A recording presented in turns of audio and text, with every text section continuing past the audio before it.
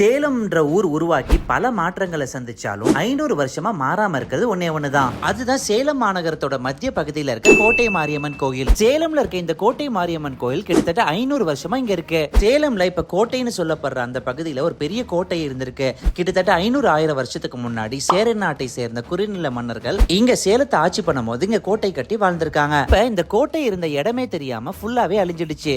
ஆனா அழியாம இருக்கிறது இன்னும் கோட்டை மாரியம்மன் கோயில் தான். 8 பட்டிக்கு தலைமையா இருக்க இந்த கோட்டை மாரியம்மன் கோயிலுக்கு சுத்து வட்டார கிராமங்கள்ல இருந்து பல பேர் இங்க வருவாங்க. அவங்களுக்காக 1876ல ஒரு சத்திரமும் இந்த இடத்துல கட்டினாங்க. காலப்போக்குல இந்த சத்திரம் டேமேஜ் ஆயிட்டதுனால இது ஃபுல்லாவே இடிச்சிட்டாங்க. அப்புறம் 1982ல இருந்து 1989க்குள்ள இந்த கோயிலோட திருப்பணி குழுவை அமைச்சிருக்காங்க. இந்த திருப்பணி குழுவோட முடிவின் பேர்ல 81 அடியில ராஜகோபுரம் கட்டி 1993 ஜூலை 1 அன்னைக்கு கும்பாபிஷேகம் பண்ணிருக்காங்க. முன்னாடி இருந்த காலகட்டங்கள்ல திருமணி முத்தாற்றுல வர தண்ணி எடுத்து தான் சாமிக்கு அபிஷேகமும் பண்ணிருக்காங்க. ஆடி மாசம்ல சேலம்ல பிரசித்தி பெற்ற கோட்டை மாரியம்மன் கோயிலோட திருவிழா மிக சிறப்பா கொண்டாடப்படும். 22 நாள் நடக்கிற இந்த பூச்சாட்டு விழால மீதி இருக்க 8 மாரியம்மன் கோயிலுக்கும் இந்த கோயில்ல இருந்தா பூ எடுத்துட்டு போய் பூ சாட்டுவாங்க. சேலம் கோட்டை மாரியம்மனுக்கு அவரோட அண்ணனான கோட்டை பெருமாள் கோயில்ல இருந்து ஆடி மாசம் பண்டிகை நடக்கிறப்ப சீர்வரிசை எடுத்துட்டு வருது வழக்கமாவும் இருக்கு. இந்த கோட்டை மாரியம்மன் கோயில் ஆடி மாசம் பொங்கல் வைக்கும் நிகழ்வு அன்னைக்கு ஒட்டுமொத்த சேலம் மாவட்டமும் உள்ளூர் விடுமுறை விடுறது வழக்கமா இருக்கு. இந்த வீடியோ உங்களுக்கு இன்ஃபர்மேட்டிவா இருந்தா உங்களோட ஃப்ரெண்டுக்கு ஷேர் பண்ணிவிட்டு அப்படியே ஸ்மார்ட் சேலம் பேஜையும் ஃபாலோ பண்ணிக்க சொல்லுங்க.